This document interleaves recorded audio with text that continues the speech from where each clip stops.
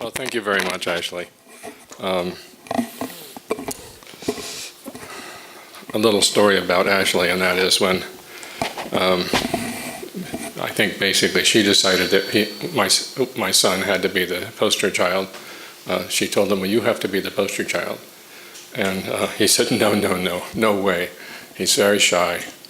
He doesn't like to be the spotlight. And she said, suck it up.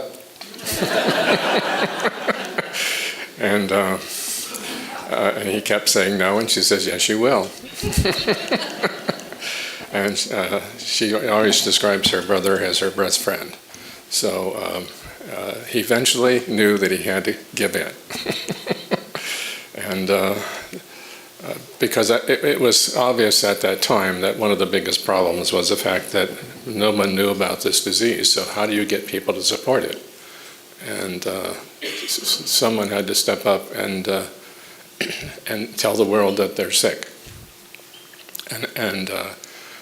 And then other people will come forward. And we see that over and over again. When one person comes forward and tells the truth, many other people will follow, because no one wants to be the one to break the news. And so I give Ashley a great deal of credit and for actually initiating that. And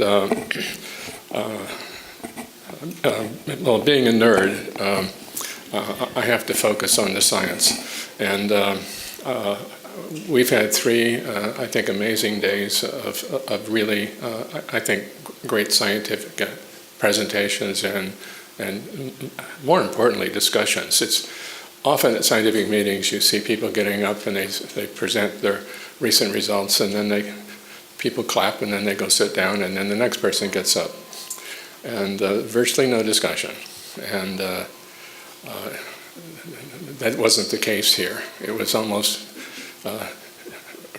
Rekha had to exert her authority as leading it to make people stop talking so we can get the next person up. So she did a fabulous job of orchestrating this. Also, this year in the symposium, we call it the working group because I don't want to call it a collaboration, because there's rules at NIH. If you collaborate, then you can't review each other's grants. And so since we have some of the best scientists in the world working on this disease, that would be a disaster. And so we call it a working group. And we're allowed to get together and talk. And so I decided to bring in some new people that did not work on the disease, but I knew were really good scientists and open-minded, and they always have good ideas. And so we increased it about 50%. And it was amazing how engaged those people got. And they made all sorts of new ideas and commitments to now work on it. I also brought in a bunch of engineers. And that's because I know that they're very focused on problem solving. And they seem to be very engaged as well. I'll talk a little bit about some of that. But I'm really glad that the person who led this symposium last year, Rekha, she got recruited away from us to New York. And that was just simply because she's so good. But she agreed to come back and run the scientific meeting as well as the symposium. So it was really, really wonderful that she agreed to do that, because she's the best. So I'd like to introduce Rekha.